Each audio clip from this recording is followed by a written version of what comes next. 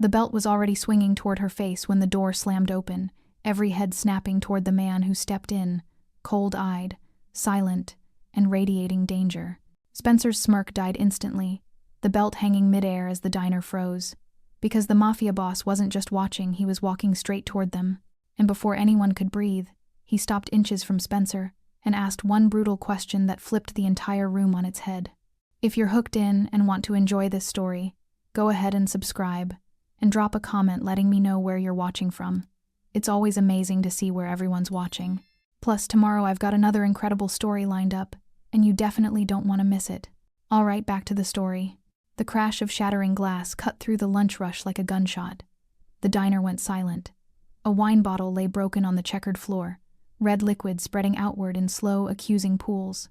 In the center of the disaster knelt a young woman in a light blue waitress uniform, her dark hair falling across her tear-streaked face, one hand pressed against her burning cheek where the slap still echoed. Above her stood a man in a crisp white shirt and black slacks, his expensive watch catching the pendant lights as he pulled a black leather belt free from his waist with a sharp hiss.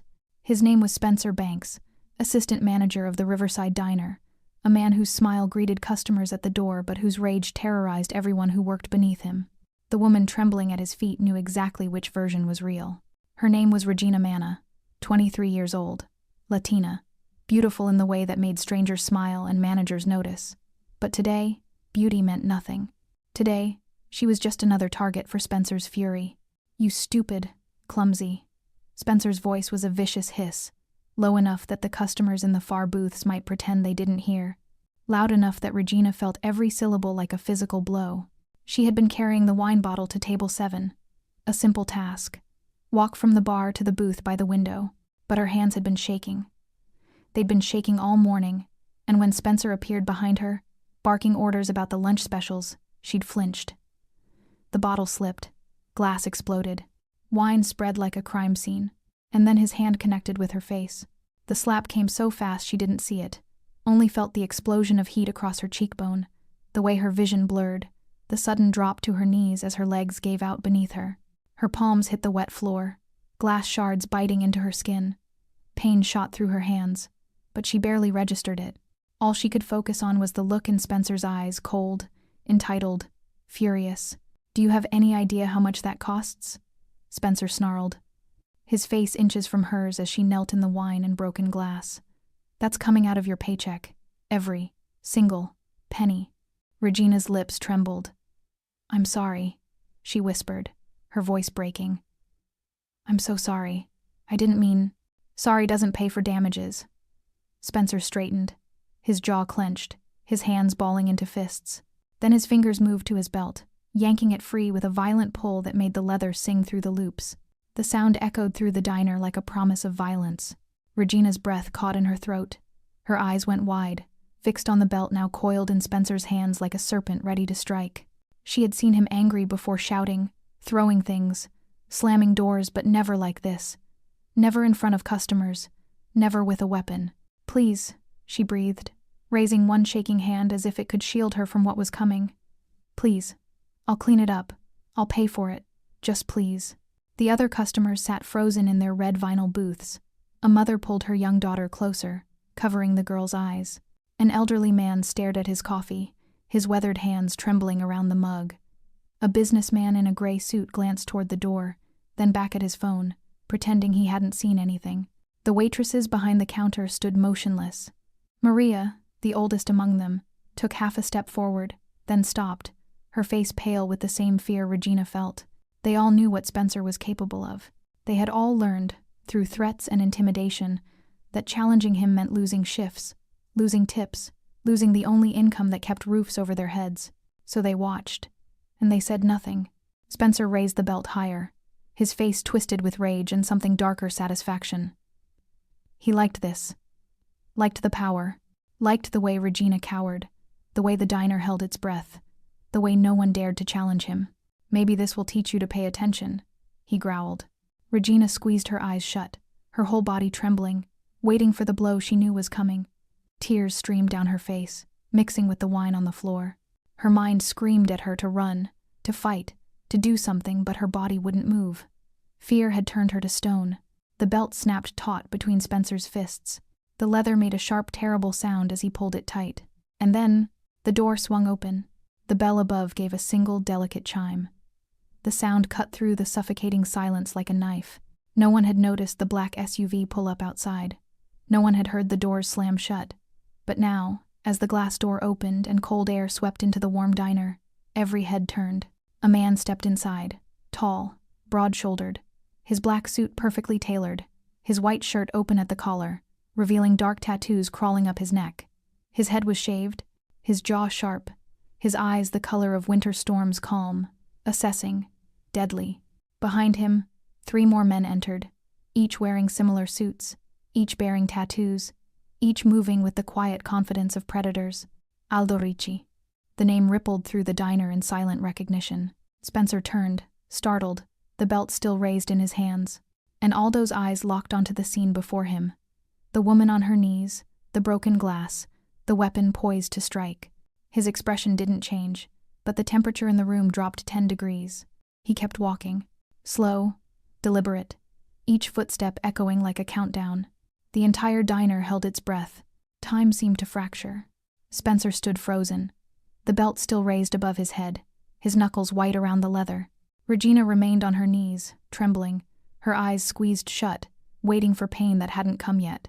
The entire diner existed in that terrible space between intention and action, suspended in the moment before violence becomes reality. But Aldo Ricci kept walking. His footsteps were the only sound in the world. Each boot strike against the checkered floor, measured and deliberate, like a judge approaching the bench. His men spread out behind him without a word, one near the door, 2 flanking the center aisle, their presence turning the diner into something else, something dangerous. Whispers started at the back booths, barely audible, names spoken like prayers or curses. That's Aldo Ricci. Oh God, that's him. The Ricci family. Regina's eyes fluttered open at the sound of his approach. Through her tears, she saw polished black shoes stop just 3 feet from where she knelt. She looked up slowly, past the sharp lines of his suit, past the tattoos that marked him as something the world feared, until she met his eyes. They were cold, but not cruel.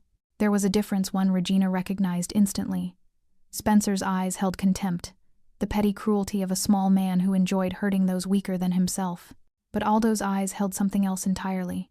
Judgment, assessment, the calm before a storm that could destroy everything in its path. Please, Regina whispered, not sure if she was speaking to Spencer or to this new stranger, not sure what she was even asking for anymore. Her hands were still bleeding from the glass, her cheeks still burning from the slap, her entire body shaking with exhaustion and terror.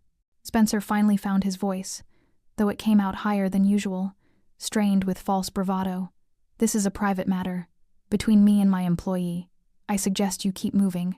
Aldo's gaze shifted from Regina to Spencer, with the slow inevitability of a gun being aimed. He didn't speak. Not yet. He just looked at the belt in Spencer's hands, then at Regina's tear-stained face, then back at Spencer. The silence stretched so long it became unbearable. Regina's mind raced, fragments of memory flashing through her terror. She remembered her first day at the diner 6 months ago. How Spencer had seemed professional, even kind. How he'd explained the job with a patient smile, showed her where everything was kept, assured her she'd do great. She remembered the first time that mask slipped 3 weeks in, when she accidentally gave a customer regular coffee instead of decaf. Spencer had dragged her into the storage room, his friendly demeanor evaporating like steam.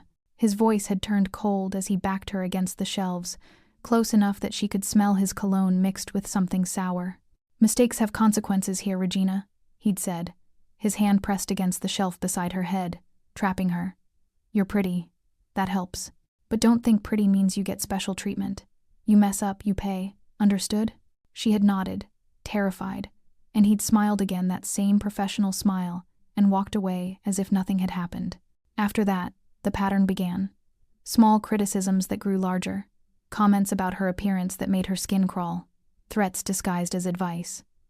And then, gradually, things got physical. A hand gripping her arm too hard when she moved too slow, a shove when she was in his way, the kind of violence that left no visible marks, the kind she couldn't prove, the kind that made her doubt herself.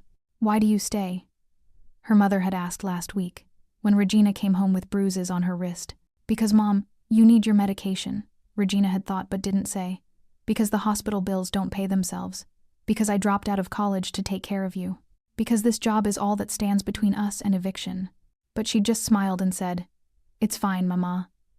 Just clumsy."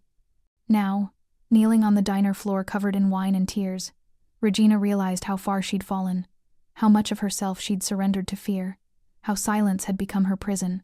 "I said." Spencer's voice cut through her memories, louder now, more desperate. "This doesn't concern you." Aldo tilted his head slightly, the way a predator might before deciding whether something is worth killing. When he finally spoke, his voice was quiet, but it carried through the diner like thunder rolling across a valley. "Put the belt down." 3 words, simple, clear, undeniable. Spencer's face flushed red. He looked around the diner at the customers watching with wide eyes, at his waitresses frozen behind the counter, at his kingdom of fear suddenly invaded by something he couldn't control. His ego wouldn't let him back down. Not in front of everyone. Not when maintaining power was the only thing that mattered. "You don't know who you're talking to," Spencer said, his voice shaking between anger and fear. "I manage this diner. I have connections. My father owns half the real estate in this district. You can't just walk in here and drop the belt." Aldo took one more step forward. Spencer's hand began to tremble around the leather. His jaw clenched. His eyes darted to his men standing silent and immovable, then to the door that suddenly seemed very far away. The belt wavered in his grip, and everyone watched to see what would happen when a bully met someone who didn't fear him. Spencer Banks hadn't always been a monster. Once, he'd been just another spoiled teenager coasting on his father's money, drifting through a business degree at a third-tier college, certain that success was his birthright. His father, Gerald Banks, owned a dozen commercial properties across the district's strip malls, office buildings, and yes, the Riverside Diner. Gerald was a man who believed wealth equaled wisdom, that owning things meant understanding them. Spencer had absorbed that lesson completely. After college, when Spencer failed to land a corporate position, too many red flags on his record, too many incidents with subordinates during internships, Gerald had pulled strings, made calls, and eventually installed his son as assistant manager of the diner, a position that came with authority but required no real skill. "Manage the staff," Gerald had said. "Learn the business from the ground up. Prove you can handle responsibility." But what Spencer learned wasn't responsibility. It was power. He discovered that fear worked better than respect, that people who needed their paychecks would tolerate almost anything, that the world was divided into 2 types of people, those who controlled and those who obeyed, and Spencer Banks had no intention of ever being in the second category again. The first time he'd hit an employee was almost an accident. A line cook had talked back, questioned one of Spencer's orders in front of the kitchen staff. Spencer's hand had moved before he'd thought about it, a hard shove that sent the cook stumbling into the prep counter. The kitchen went silent. The cook had stared at him with wide eyes. And Spencer had felt something intoxicating, pure, undiluted power. The cook quit the next day. Spencer's father paid him off quietly, made the problem disappear. No police, no consequences, just money and silence. After that, Spencer understood the rules of his world. He could do whatever he wanted, as long as he was careful, as long as he chose victims who couldn't fight back. People like Regina, young, undocumented workers fearful of authorities, single mothers desperate for steady income, anyone trapped by circumstance and need. Regina had been perfect, beautiful enough to satisfy his ego when she served customers, vulnerable enough to control completely. Her mother's illness made her predictable. She'd endure anything to keep that paycheck coming. Spencer had tested her boundaries slowly. A hand on her lower back that lingered too long, comments about her uniform being too tight, criticism that escalated from professional to personal to cruel. And when she didn't quit, when she kept coming back with her head down and her apologies ready, he'd known he owned her. The physical abuse had started 3 months ago. Small things at first, a rough grab of her arm, a push when she moved too slowly, then harder. Meaner, the kind of violence that left bruises she could hide, pain she could explain away. He'd slapped her twice before today, once in the storage room where no one could see, once in the kitchen, when the dinner rush was too loud for anyone to hear her cry out. Both times, she'd come back to work the next day. Both times, she'd said nothing. That was the power Spencer craved. Not just physical dominance, but the psychological victory of breaking someone's spirit so completely they became complicit in their own suffering. Now, standing in the middle of his diner with a belt in his hands and Aldo Ricci staring him down, Spencer felt that power crumbling. His mind raced, searching for the usual tools: intimidation, authority, his father's name. But none of them worked against a man like Aldo. Spencer had built his empire on the backs of people who had no choice. Aldo Ricci was a man who'd never been powerless in his life. "You're making a mistake," Spencer said, his voice straining for the commanding tone that usually worked. "This is my establishment. She's my employee. She broke expensive property, and I'm within my rights to..." "To what?" Aldo's voice cut through Spencer's excuses like a blade through paper. "Beat her? In front of children?" Spencer glanced around the diner. The mother with her young daughter, the elderly couple who'd been coming here for 20 years, the businessman recording everything on his phone, his waitresses watching with expressions he'd never seen before, not fear, but something else. Hope, maybe, or recognition that the balance of power had shifted. "I wasn't going to..." Spencer's voice cracked. "I was just trying to discipline. With a belt." 2 words that made Spencer's excuse sound as hollow as it was. Behind the counter, Regina's co-workers began moving. Maria, the senior waitress who'd worked here for 15 years, stepped forward for the first time. Her voice was quiet but steady. "He hit her," Maria said, her accent thick with emotion. "With his hand, before the belt. We all saw." Another waitress nodded. "He hits us all the time, pushes us, threatens us." Spencer's face went pale, then flushed crimson. "Shut up, all of you. Shut your mouths right now, or..." "Or what?" Aldo's question was casual, almost curious. "You'll hit them too?" Spencer turned back to face Aldo, and for the first time, real fear crept into his eyes. This wasn't going the way it was supposed to. He was supposed to be in control. This was his territory, his rules. But Aldo Ricci didn't care about Spencer's rules. The belt slipped slightly in Spencer's sweating grip. His breathing came faster. He looked at the door, calculating whether he could make it past Aldo's men. He couldn't. He was trapped in the reality he'd created, a world where violence ruled, where the strong dominated the weak. He just hadn't realized he wasn't the strong one anymore. Regina's hands were still pressed against the cold, wet floor. Glass shards had embedded themselves in her palms, tiny points of pain she barely registered through the numbness spreading through her body. Wine soaked through her uniform, the sticky sweetness mixing with the salt of her tears. But none of that mattered anymore. She was watching something impossible unfold before her eyes. For 6 months, she had endured Spencer's cruelty in silence. 6 months of swallowing her pride, her anger, her dignity, choking them down with every breath because survival demanded it. Her mother needed medication that cost $300 every 2 weeks. Their rent was $800 a month for a 1-bedroom apartment with water stains on the ceiling and locks that barely worked. The math was simple and brutal. Without this job, they had nothing.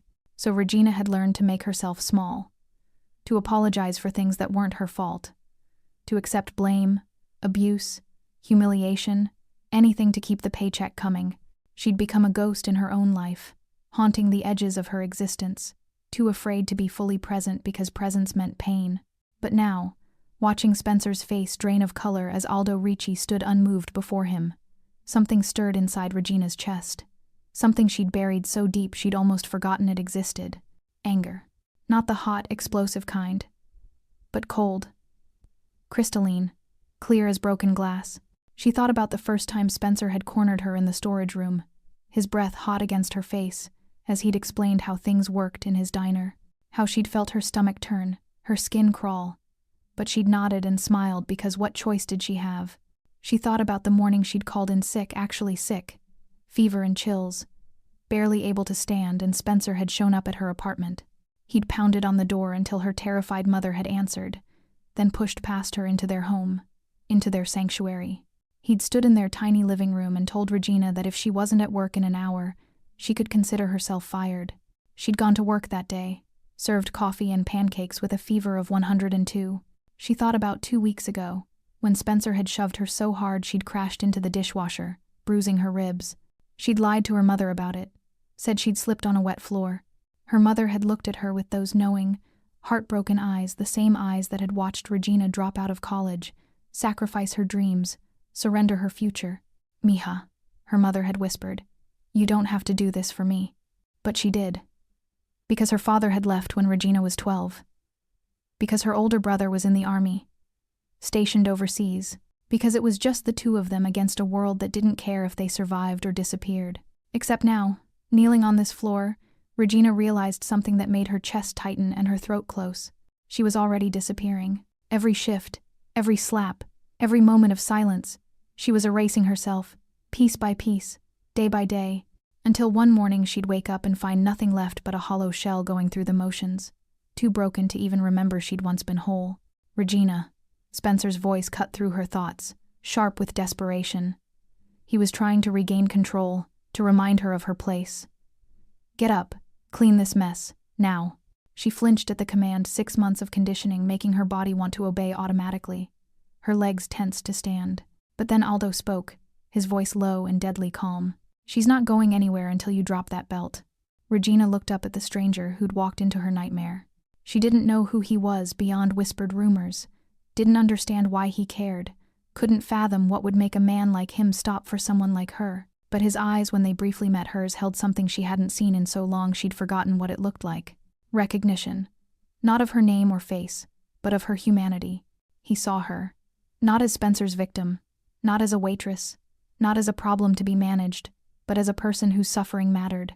Spencer tried again, his voice rising with panic disguised as anger. Regina, I'm warning you. Don't. The word escaped Regina's lips before she could stop it. Quiet, trembling. But there, everyone froze. Spencer's eyes widened with shock and fury. What did you just say to me? Regina's whole body shook. Her voice was barely a whisper, each word pulled from somewhere deep and desperate. I said, don't. You don't tell me. Spencer started forward, the belt still in his hand, his face contorted with rage at this unprecedented defiance. But Aldo moved faster.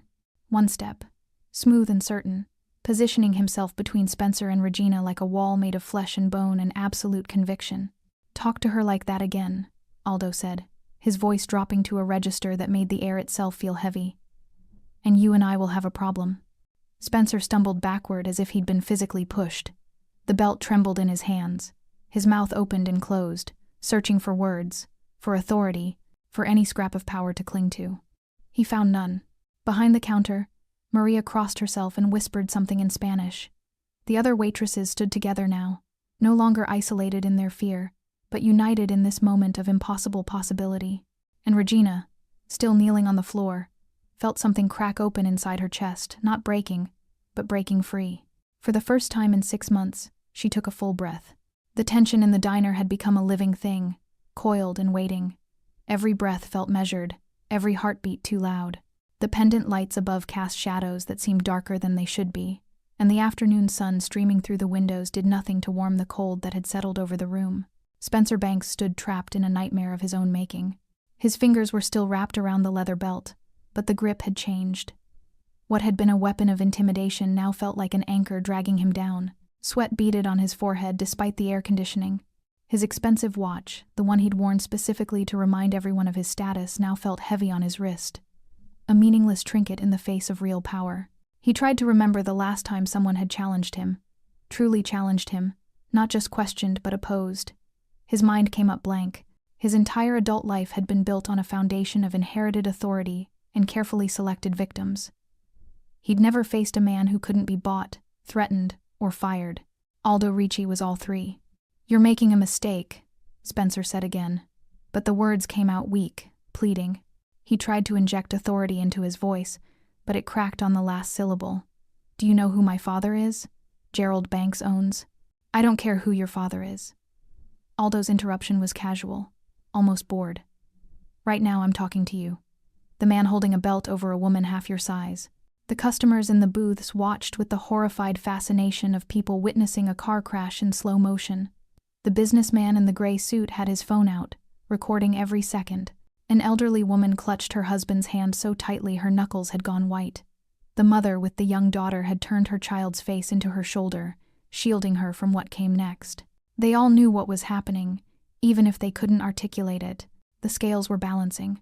Spencer glanced around the diner, searching for allies, for backup, for anyone who might tip the balance back in his favor. His eyes landed on his waitresses, Maria, Jessica, Candace, women he'd terrorized for years with threats and violence, and the constant fear of unemployment. Not one of them met his gaze. Not one of them moved to help him. Maria stood with her arms crossed, her expression carved from stone.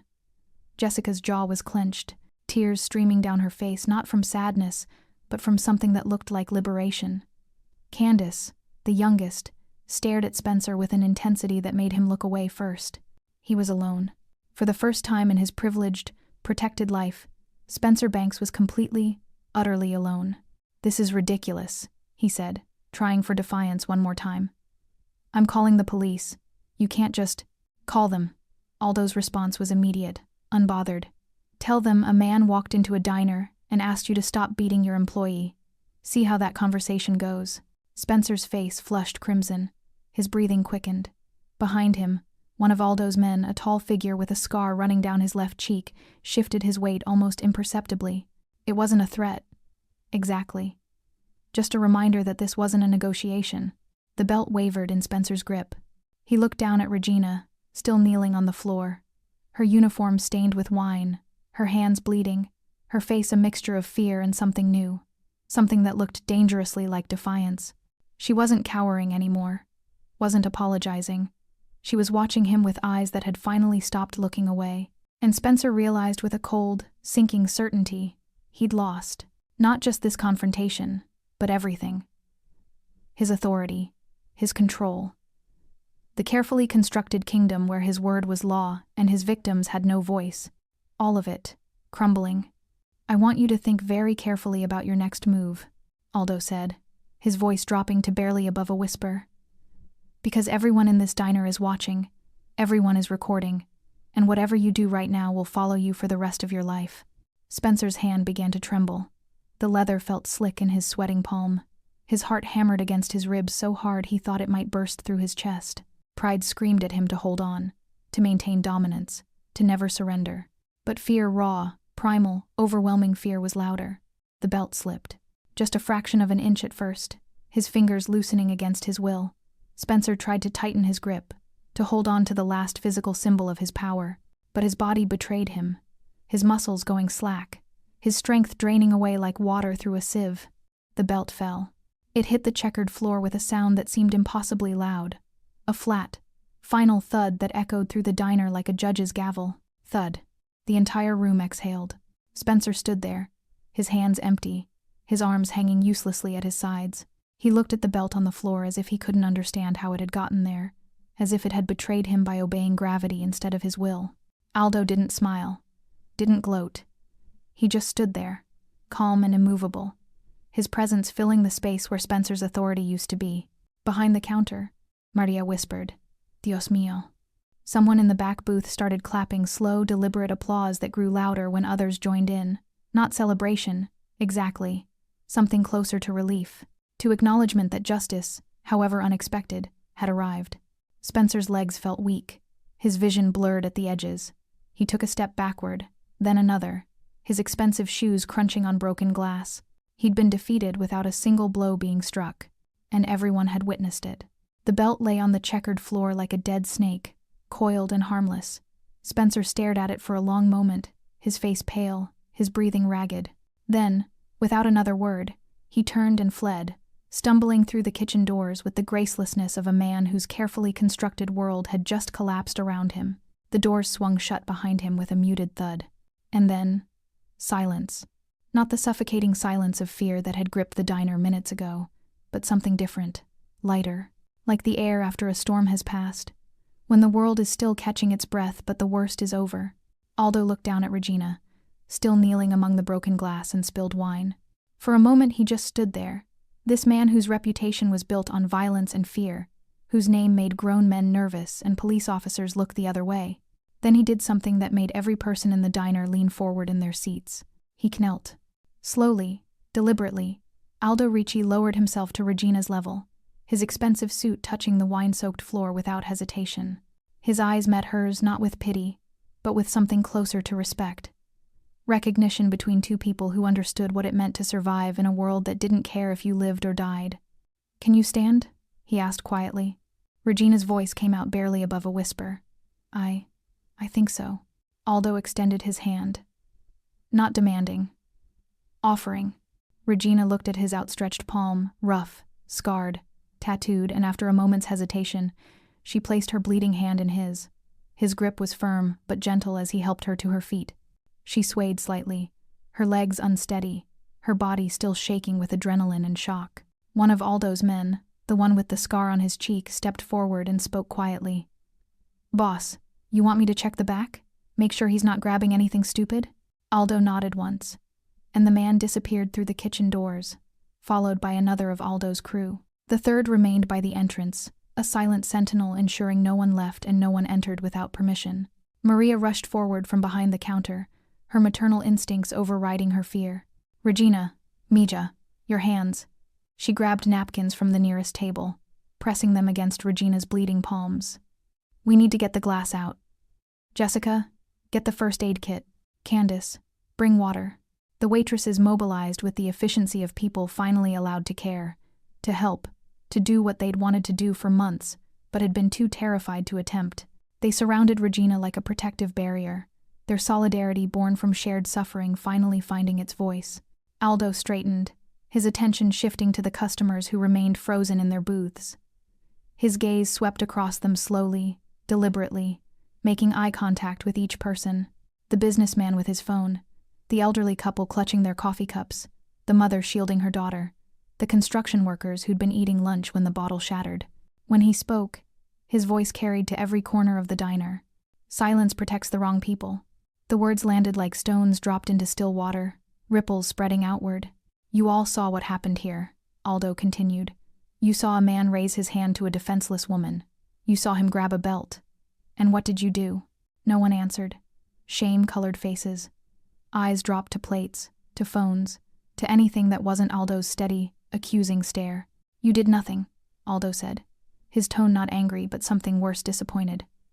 "You looked away, stayed quiet, told yourselves it wasn't your business, wasn't your problem.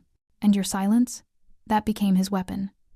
Every time he hit her and no one said a word, you gave him permission to do it again." The elderly woman began to cry quietly. Her husband wrapped an arm around her shoulders, his weathered face crumbling with guilt. "I'm sorry," the businessman said suddenly, his voice cracking. "I should have. I wanted to, but you didn't." Aldo's interruption was gentle but firm. "None of you did. So when the police come, when you give your statements, remember that. Remember that you had the power to stop this, and you chose not to use it." Maria finished wrapping Regina's hands with gauze from the first aid kit, then turned to face Aldo. Her voice was thick with emotion, her English fractured by her accent and tears. "Thank you. Thank you for what you did. For her. For all of us." Aldo's expression softened slightly. "Don't thank me. I did what anyone should have done." "But they didn't," Jessica said quietly, gesturing to the customers. "You did."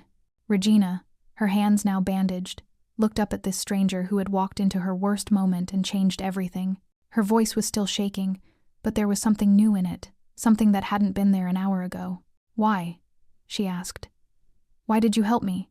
Aldo was quiet for a moment, his jaw tightening almost imperceptibly. When he spoke, his voice was lower, more personal, as if the answer cost him something to give. "Because someone should have." 4 words. Simple, devastating in their honesty. Regina felt tears streaming down her face again, but these were different from the ones she'd shed on the floor. These weren't tears of fear or shame. They were something closer to release, to recognition that she hadn't been invisible after all, that her suffering had mattered to at least one person in this room full of witnesses. "What happens now?" she whispered. Aldo looked toward the kitchen doors, then back at Regina. "Now? Now you decide." Spencer Banks stood in his cramped office at the back of the diner, his hands shaking as he gripped his cell phone. The small room, barely large enough for a desk, filing cabinet, and chair, suddenly felt like a prison cell. Through the thin walls, he could hear muffled voices from the dining room, the quiet murmur of conversation replacing the terrified silence he'd grown accustomed to commanding. They were talking about him, judging him, probably celebrating his humiliation. His cheek twitched, his jaw clenched so hard his teeth ached. The expensive watch on his wrist, the symbol of his status, his success, his superiority, now felt like a joke. What good was wealth when a man in a black suit could walk into your domain and strip away your authority with nothing but presence? He pulled up his father's number and hit call. Gerald Banks answered on the second ring, his voice carrying the impatient edge of a man whose time was always more valuable than whoever was asking for it. "Spencer. What is it?" I'm in the middle of a meeting. Dad, we have a problem. Spencer's voice cracked, despite his efforts to sound calm. Someone came into the diner. A criminal. Aldo Ricci. He threatened me in front of customers. I need you to. Aldo Ricci? Gerald's tone shifted immediately, interest replacing irritation. The Aldo Ricci? What the hell did you do to get his attention? Spencer's stomach dropped. He'd expected his father to be outraged on his behalf, to immediately mobilize lawyers and connections. Instead, there was something closer to concern in Gerald's voice, and calculation. I didn't do anything, Spencer lied. There was an incident with one of the waitresses. She broke some property and I was handling it when he walked in and… What kind of incident? Spencer hesitated. Through the office door he could hear footsteps, heavy boots moving through the kitchen. Aldo's men, making sure he wasn't doing anything stupid, making sure he knew he was being watched. It doesn't matter what kind, Spencer snapped. What matters is that he humiliated me in front of my staff and customers. He threatened me. We need to press charges, get him arrested, make an example. You want to press charges against Aldo Ricci. Gerald's laugh was short and humorless. Jesus Christ, Spencer. Do you have any idea who that man is?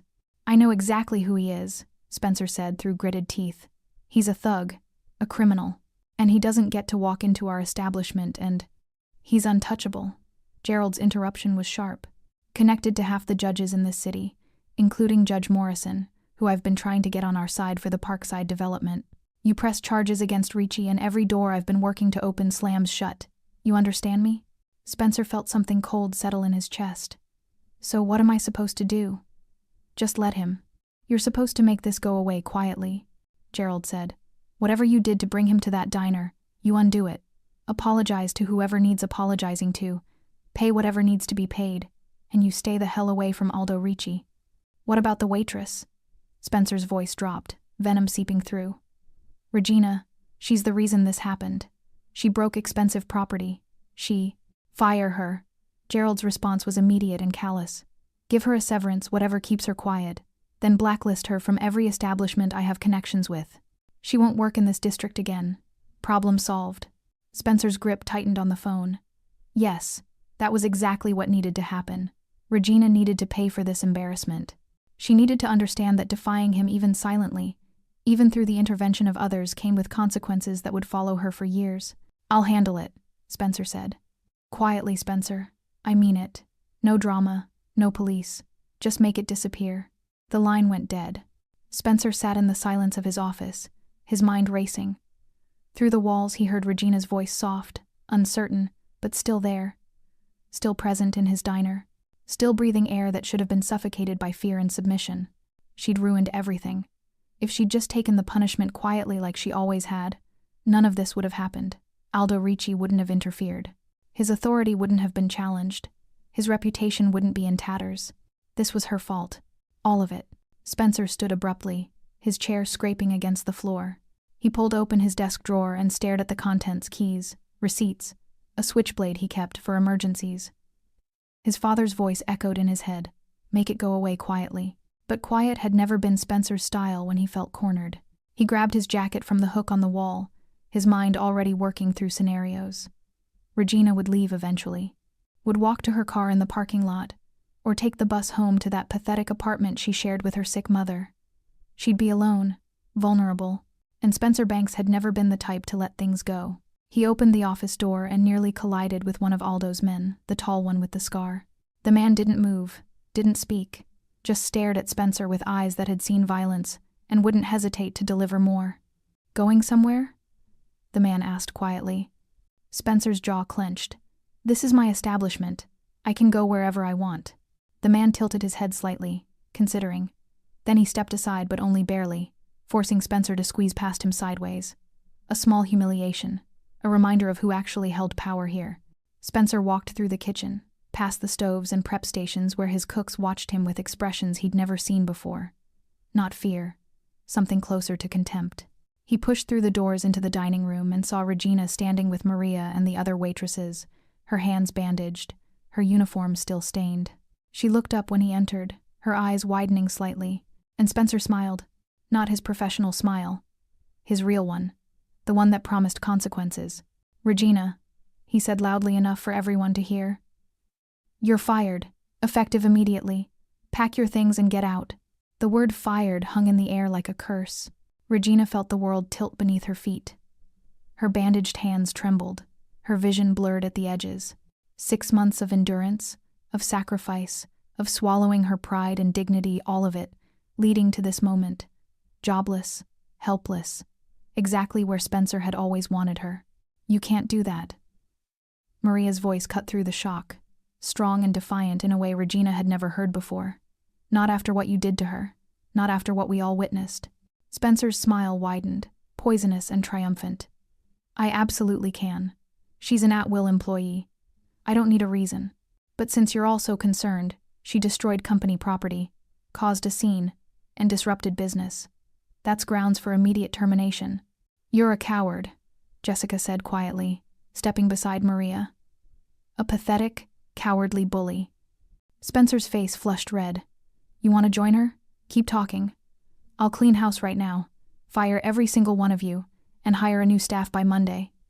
The threat worked. The other waitresses fell silent, fear creeping back into their expressions. They had rent to pay, children to feed, lives that depended on paychecks they couldn't afford to lose. Regina understood. She'd made the same calculations every day for 6 months. "It's okay," Regina whispered, her voice breaking. "It's okay. I'll go." "No."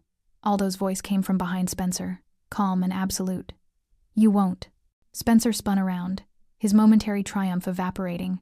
He'd forgotten, or tried to forget, that Aldo Ricci was still in the diner, still watching, still present. "This is none of your business anymore," Spencer said, trying to inject authority into his voice. "The situation is resolved. She's fired. You got what you wanted, I didn't hit her. Now it's time for you to leave." Aldo stepped closer, his movements unhurried. "I'll leave when I'm ready.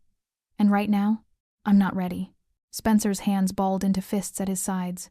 "You can't just—" "Can't what? Stand here? I'm a customer. You serve customers, don't you?" Aldo pulled out his wallet and extracted several crisp $100 bills, laying them on the nearest table. "Coffee. Black. I'll be here a while." The businessman who'd been recording earlier suddenly spoke up. "I recorded everything. The slap, the belt, the threats. I've already backed it up to the cloud and sent it to my lawyer. If anything happens to Regina, anything at all, that video goes public." An elderly man stood from his booth, his voice shaking but determined. "I saw it too. I'll testify if needed. What you did was wrong, son. Dead wrong." The mother with the young daughter nodded. "We all saw, and we'll all remember." Spencer looked around the diner at faces that had been silent and compliant just an hour ago. Now they stared back with accusation, with judgment, with the collective power of witnesses who'd finally found their voices. He was outnumbered, outmaneuvered, his authority stripped away not by force but by truth exposed to daylight. "Fine," Spencer spat. "Keep your job, Regina. For now. But this isn't over. Not by a long shot." He turned to Aldo, his voice dropping to a venomous whisper. "And you made a very big mistake coming here today." Aldo's expression didn't change. "We'll see." Spencer stormed back through the kitchen doors, letting them slam behind him with enough force to rattle the frames. Through the windows, customers watched him emerge in the back parking lot, climb into his expensive car, and peel out with squealing tires. Regina sank into the nearest booth, her legs finally giving out. Maria sat beside her, wrapping an arm around her shoulders. Jessica brought water. Candace retrieved Regina's purse from her locker. "What do I do?" Regina whispered, staring at her bandaged hands. "He's going to come after me. You heard him. This isn't over." Aldo sat across from her in the booth, his presence somehow both intimidating and reassuring. "He'll try. Men like Spencer always do. They can't handle losing control." "Then what's the point?" Regina's voice cracked. "I should just quit. Leave the city. He has connections. His father has money. They'll destroy me no matter what I do." "They'll try," Aldo repeated. "But they'll fail." "How can you know that?" Aldo leaned forward slightly. "Because you're not alone anymore. Because there are witnesses. Because that video exists. And because," he paused, his jaw tightening, "because I'm going to make sure he understands what happens when you hurt people who can't fight back." Regina searched his face, looking for the monster the rumors described, but all she saw was a man who'd drawn a line in the sand and refused to step back from it. "Why do you care?" she asked again. "You don't know me." This isn't your fight. Aldo was quiet for a long moment. When he spoke, his voice was lower, more personal. I grew up watching my father beat my mother, every day, for years, and every day, I was too small to stop it, too weak, too scared. His hands tightened on the table. I swore when I got older, when I got strong enough, I'd never let that happen in front of me again. Never let another man raise his hand to a woman without consequences. The diner had gone completely silent. Even the background hum of the refrigerators seemed to fade. I became a lot of things people fear, Aldo continued. Did things I'm not proud of. But that promise? I never broke it. And I'm not starting today. Regina felt tears streaming down her face, not from pain or fear, but from something she couldn't quite name. Gratitude mixed with grief, hope tangled with exhaustion. Thank you, she whispered. Aldo nodded once, then stood. My men will watch your apartment tonight. Make sure you get home safe. Make sure you stay safe. He pulled a card from his jacket pocket and placed it on the table. Just a phone number, nothing else. Anything happens, anything at all, you call that number. I can't ask you to. You're not asking. I'm telling you. His tone left no room for argument. The day shifted into evening. The lunch crowd departed, replaced by dinner customers who'd heard rumors of what happened and came with curiosity and morbid fascination. Regina finished her shift in a daze, going through the motions while her mind tried to process everything that had changed. When closing time finally came, she stepped out into the parking lot with Maria beside her. True to Aldo's word, a black SUV sat idling near the entrance, 2 of his men visible in the front seats. They'll follow you home, Maria said. Make sure you're safe. Regina nodded, too exhausted for words. She climbed into her old Honda, the engine sputtering to life on the 3rd try. As she pulled out of the parking lot, she noticed the SUV falling into position behind her, maintaining a careful distance. The drive home took 15 minutes through streets she'd driven 1,000 times. But tonight, everything looked different. The city lights seemed brighter. The air felt cleaner. Her apartment building, usually a source of shame with its peeling paint and broken security door, looked almost welcoming. She parked in her usual spot and climbed out. The SUV parked across the street, the men inside visible but not intrusive. Watching, protecting. Regina walked up the 3 flights of stairs to the apartment she shared with her mother, her keys jingling in her shaking hands. She opened the door and found her mother asleep on the couch, the television playing softly. Regina covered her with a blanket, kissed her forehead, and went to her own small room. She sat on the edge of her bed, still wearing her wine-stained uniform, and finally let herself cry, not from pain, but from release. She'd survived. For the first time in 6 months, she'd survived a shift without having to make herself smaller, without having to apologize for existing. Outside her window, the SUV remained, a silent guardian against the darkness Spencer represented. And Regina allowed herself to believe, just for a moment, that maybe tomorrow would be different. Maybe tomorrow, she could start rebuilding the person she used to be. Morning came too early. Regina woke with a start, her heart pounding, momentarily disoriented by the sunlight streaming through her thin curtains. For a few seconds, she forgot what had happened. Then her hands throbbed the cuts from the broken glass, reminding her body what her mind was trying to suppress. Yesterday had been real. The bottle, the slap, the belt. Aldo Ricci walking through the door like something out of a movie. Spencer's face, when the belt fell. All of it, real. She sat up slowly, her muscles aching from tension she'd carried for hours. Through her bedroom wall, she could hear her mother moving in the kitchen. The familiar sounds of morning routine, the coffee maker gurgling, cabinet doors opening and closing, the soft murmur of Spanish prayer. Regina changed out of yesterday's uniform, which she'd been too exhausted to remove before collapsing into bed. She chose jeans and a simple t-shirt, then wrapped a cardigan around herself like armor. Her hands were stiff beneath the bandages, but the bleeding had stopped. When she emerged from her bedroom, her mother looked up from the stove where she was making eggs. Rosamana was 53, but looked older, illness and hardship aging her beyond her years. But her eyes warm, knowing, filled with love that had sustained them through everything, those were timeless. Mija, she said softly, taking in Regina's bandaged hands and the bruise darkening on her cheek. What happened? Regina had rehearsed this conversation in her head a dozen times during the sleepless hours of the night. She'd planned to lie, to minimize, to protect her mother from the truth the way she always had. But when she opened her mouth, what came out was honesty. Everything, Mama. Everything happened. She told her mother everything. About Spencer's months of abuse, about the broken bottle and the belt, about Aldo Ricci and his men, about Spencer's threat to fire her, about the video and the witnesses and the promise of protection from a man whose reputation should have terrified her but somehow didn't. Rosa listened in silence, her face cycling through shock, anger, grief, and finally something that looked like pride. When Regina finished, her mother crossed the small kitchen and pulled her into a fierce embrace, careful of her injured hands. "No more," Rosa whispered fiercely. "No more sacrificing yourself for me. No more staying silent. You hear me, mija? No more." But Mama, your medication." "We'll figure it out. We always do. But not like this. Never like this." Rosa pulled back, holding Regina's face between her hands. "You are worth more than any paycheck. More than any job. You understand?" Regina nodded, tears streaming down her face.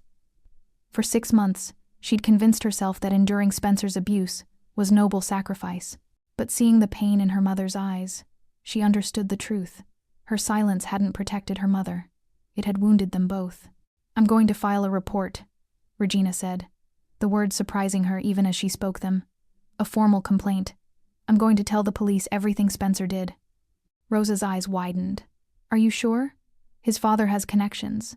They could do a lot of things. But I can't stay silent anymore, Mama.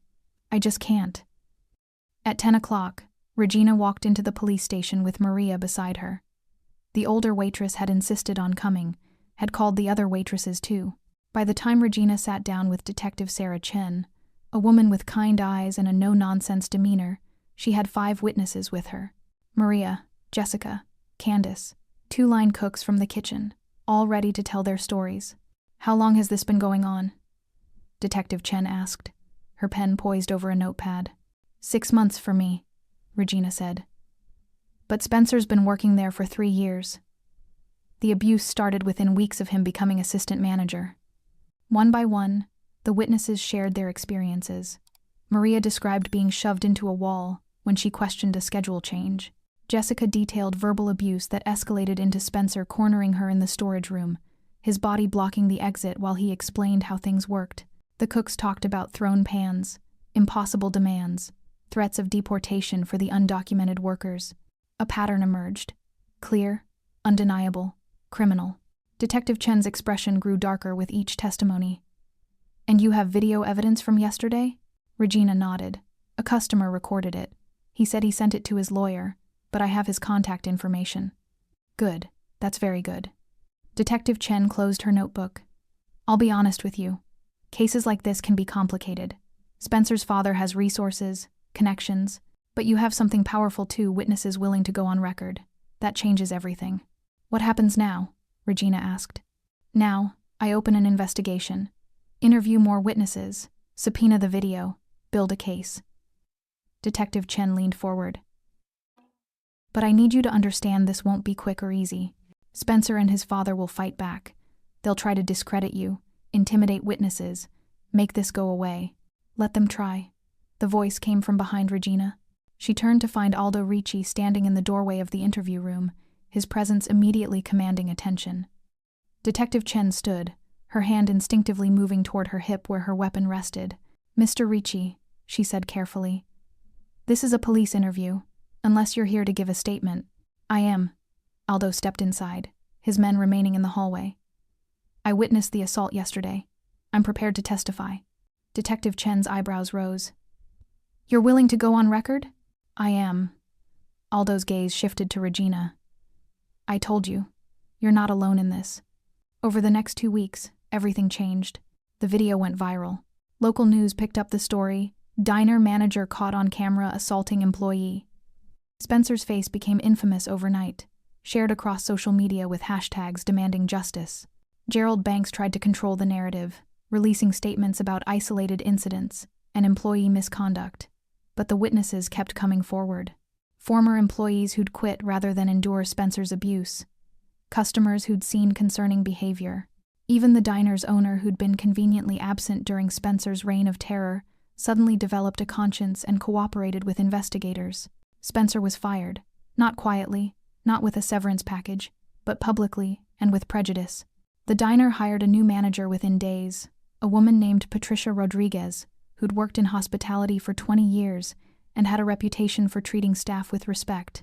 Regina returned to work, nervous but determined. Patricia greeted her with kindness, not pity. "I've seen the video," Patricia said during their first meeting. "What happened to you was wrong. It will never happen again under my management. You have my word." And somehow, Regina believed her. The diner became a different place. The fear that had permeated every shift dissolved. Waitresses smiled genuinely. Cooks joked in the kitchen. Customers noticed the change, the lightness, the warmth, the absence of the tension that had made the Riverside Diner feel like a pressure cooker about to explode. One afternoon, 3 weeks after the incident, Gerald Banks walked into the diner. Regina was wiping down tables when she noticed him older, distinguished, wearing a suit that probably cost more than her monthly rent. He scanned the room until his eyes landed on her. Regina's first instinct was to hide, to make herself small. But something had changed in her, something fundamental and irreversible. She straightened her shoulders and walked toward him. "Mr. Banks," she said calmly, "the diner is open. If you'd like a table." "I'm here to talk to you," he interrupted, his voice carrying the same entitled authority his son possessed. "My lawyers tell me you're pressing charges against Spencer. I'm here to make you an offer." "I'm not interested." Gerald's eyes hardened. "You haven't heard the offer yet. $50,000. Drop the charges, sign an NDA, and move on with your life. $50,000. The number hung in the air between them. It was more money than Regina had ever seen, more than she'd make in 2 years of waitressing. It could pay her mother's medical bills, cover rent for a year, give them breathing room they'd never had. Regina looked at Gerald Banks at his expensive suit, his manicured nails, his absolute certainty that everyone had a price, and she smiled. "No," she said simply. "Excuse me?" "I said no. Your money doesn't fix what your son did. It doesn't undo 6 months of abuse, and it doesn't prevent him from doing it to someone else." Regina's voice was steady, strong, completely certain. "So you can take your $50,000 and—" "You're making a mistake," Gerald said coldly. "I will destroy you. I will make sure you never work in this city again. You'll do nothing." Aldo Ricci's voice cut through Gerald's threats like a blade through silk. He'd entered the diner so quietly no one had noticed until now. Gerald turned, his face paling slightly. "Ricci, this doesn't concern you, doesn't it?" Aldo stepped closer, his hands casually in his pockets, his demeanor calm but his eyes promising violence. "See, I made a promise to Regina, that she'd be safe, that no one would retaliate against her. And you threatening her? That's retaliation." "I wasn't threatening. I was offering." "You were threatening. I heard it. She heard it. Everyone in this diner heard it." Aldo glanced around at the customers who'd gone silent, watching the confrontation with wide eyes. "So here's what's going to happen, Gerald. You're going to leave. You're going to accept that your son is facing consequences for his actions. And you're going to stop trying to make this go away with money or threats or connections. And if I don't?" Aldo smiled cold, dangerous, absolutely sincere. "Then, you and I will have a conversation. A private one. The kind that ends with understanding, one way or another." The threat was implicit but undeniable. Gerald Banks, for all his wealth and connections, was still just a man. And Aldo Ricci was something else entirely. Gerald straightened his tie, trying to salvage some dignity. "This isn't over." "Yes," Aldo said quietly. "It is." Gerald left without another word, the door chiming softly behind him. Regina realized she'd been holding her breath. She exhaled slowly, her hands shaking not from fear, but from adrenaline and something that felt dangerously close to triumph. "You okay?" Aldo asked. Regina nodded. "Yeah, I think I am." And for the first time in longer than she could remember, it was true. 6 months later, Regina stood in front of the bathroom mirror in her new apartment, a 1-bedroom in a better neighborhood, with working locks and windows that actually closed all the way and barely recognized herself. Not because she looked different. Exactly. Same dark hair, same brown eyes, same face she'd seen every morning for 23 years. But something else had changed. Something in the way she held herself, in the steadiness of her gaze, in the absence of the perpetual fear that had haunted her for so long. She looked like someone who'd survived and come out stronger. Her phone buzzed with a text from Maria. "Don't be late for your own celebration, Mija." Regina smiled. Tonight, the Riverside Diner was throwing a party, not for any holiday or special occasion, but simply because Patricia believed in celebrating the people who made the restaurant work. It was a radical concept after years of Spencer's reign. The idea that employees deserved recognition, appreciation, joy. Regina finished getting ready, a simple blue dress that reminded her of her waitress uniform, but was softer, prettier, chosen by her instead of mandated. She grabbed her keys and headed downstairs to where her new used car waited. Not the old Honda that had finally died last month, but a reliable sedan that Aldo had helped her find through one of his connections. "You're not taking charity," he'd said when she'd protested. "You're taking what you earned. There's a difference." She'd learned not to argue with him. The drive to the diner took 10 minutes through evening traffic. The city looked different now, not because it had changed, but because she had. Streets that used to feel threatening now just looked like streets.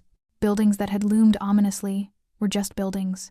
Fear had colored everything for so long that living without it felt like seeing the world in color for the first time. She pulled into the familiar parking lot and sat for a moment, looking at the diner through the windshield.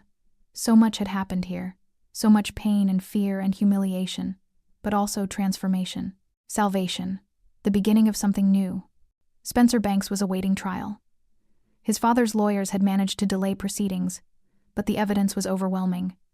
The video, the witnesses, the pattern of abuse, spanning years.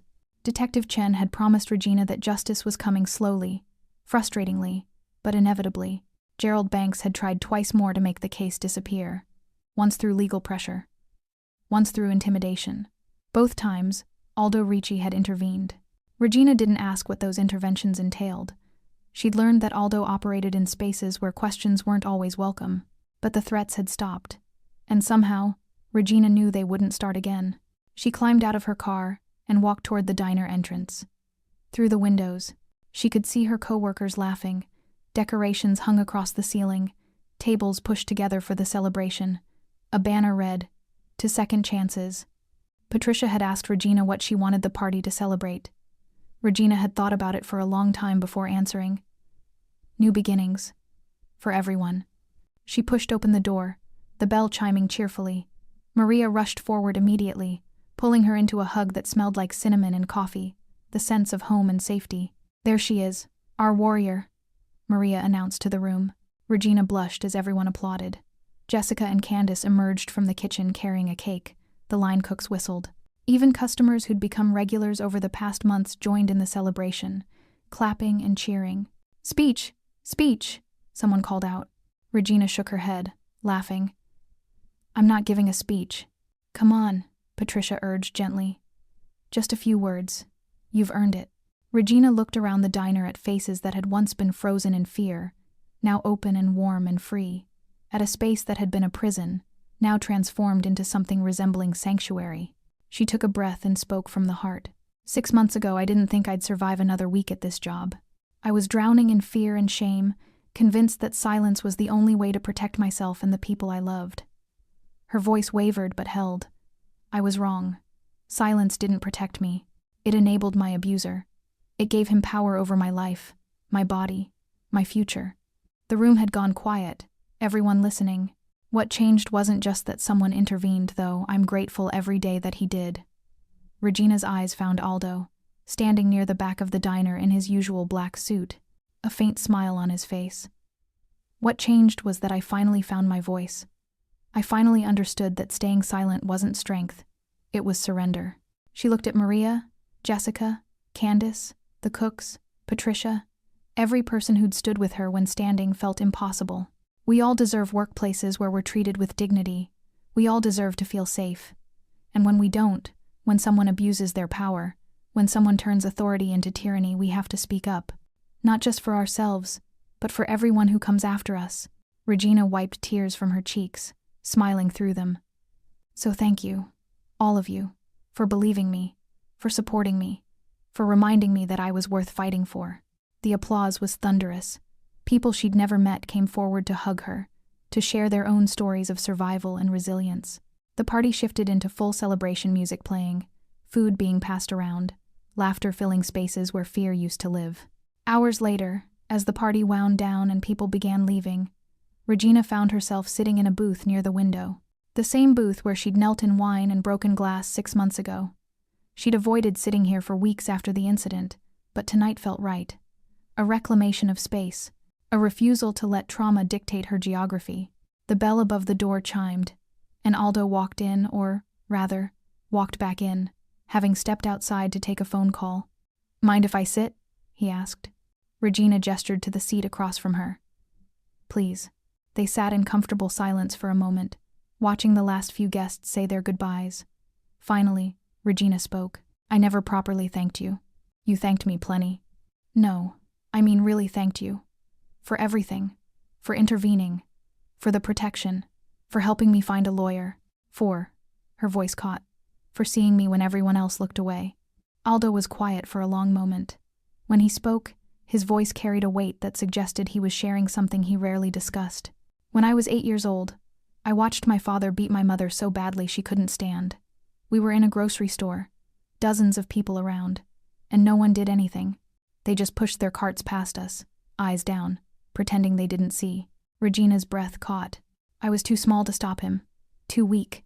I remember screaming for someone to help, pulling at my father's arm, begging him to stop." Aldo's jaw tightened. No one helped. Not one person. And I swore when I was big enough, strong enough, I'd never be one of those people who looked away. "I'm sorry," Regina whispered. "Don't be. That day shaped who I became. Not all of it good, I'll admit. I've done things I'm not proud of, crossed lines most people never even see. But that promise? I kept it. Every time." They sat together in the quiet understanding of two people who'd survived different versions of the same nightmare powerlessness in the face of cruelty, and the hard-won determination to ensure others didn't suffer the same fate. "What happened to your mother?" Regina asked gently. "She left him. Eventually. It took years, but she got out. Lives in Florida now with my sister. Safe. Happy." Aldo's expression softened slightly. "She still calls me her miracle. Says I saved her life." "Did you?" "Maybe. Or maybe she saved her own life, and I just gave her a reason to believe she could." Regina considered this. "Is that what you did for me? Gave me a reason to believe I could save myself?" Aldo met her eyes directly. "You saved yourself the moment you stood back up from that floor. The moment you decided to file charges.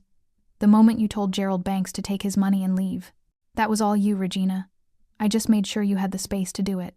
Tears streamed down Regina's face, but they were good tears, cleansing tears, the kind that came from releasing weight you'd carried too long. "I'm going back to school," she said suddenly. "Community college in January. I'm going to finish my degree." Aldo's smile was genuine and warm. "What are you studying?" "Social work. I want to help people like me, people who feel trapped. I want to be the person who doesn't look away." "You'll be good at that." "How do you know?" "Because you've already lived it. You know what silence costs, what courage requires. That's not something you can learn from books." They talked for another hour about Regina's plans, about her mother's improving health, about the diner's transformation under Patricia's management. They talked about everything and nothing. Two unlikely allies bonded by a moment of crisis that had changed both their lives. Finally, Regina checked her phone and stood reluctantly. "I should get home. Mama will worry." Aldo stood as well. "Drive safe." "I will." Regina hesitated, then stepped forward and hugged him quickly, a gesture of gratitude and affection and respect. "Thank you, Aldo. For everything." He returned the embrace briefly, then stepped back. "You ever need anything at all, you still have my number." "I know," Regina smiled. "But I think I'm going to be okay now." "Yeah," Aldo said, his expression proud. "I think you are." Regina drove home through the city, windows down, cool night air filling the car. She thought about the girl who'd knelt in wine and broken glass, terrified and helpless. She thought about the woman she was becoming stronger, braver, unwilling to accept silence as survival. When she got home, her mother was waiting with tea and questions about the party. They sat together on their small couch, talking and laughing until late into the night. Before bed, Regina stood at her window and looked out at the city lights. Somewhere out there, Aldo Ricci was protecting someone else who needed it. Somewhere, Spencer Banks was facing consequences for his cruelty. Somewhere, other people were finding their voices, standing up, refusing to be victims. And here, in this small apartment in a better neighborhood, Regina Manna was building a life worth living. She touched the spot on her cheek where Spencer had slapped her, the bruise long faded, the memory still present but no longer consuming. "I survived," she whispered to her reflection. "I survived, and I'm stronger for it." Outside, a black SUV idled briefly at the corner. Aldo's men, still watching, still protecting, then drove away into the night. Regina smiled, turned off the light, and went to bed. Tomorrow, she'd wake up free, and that was everything. Thanks for sticking with this story till the end. If you enjoyed it, you're going to love the next one. It's packed with unexpected turns and heartfelt moments. Click the image on your screen to keep the journey going, and make sure to hit subscribe for more amazing stories. Drop a comment and rate this story from 1 to 10. I can't wait to see what you think.